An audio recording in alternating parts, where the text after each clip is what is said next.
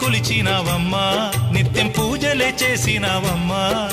గూడు చెదిరిపాయ గుండెల విసిపాయ గూడు చెదిరిపాయ గుండెల విసిపాయ కొలిచిన రామయ్య కొండ దిగిరాడాయే వందనాలమ్మా అమ్మా వందనాలమ్మా వందనాలమ్మా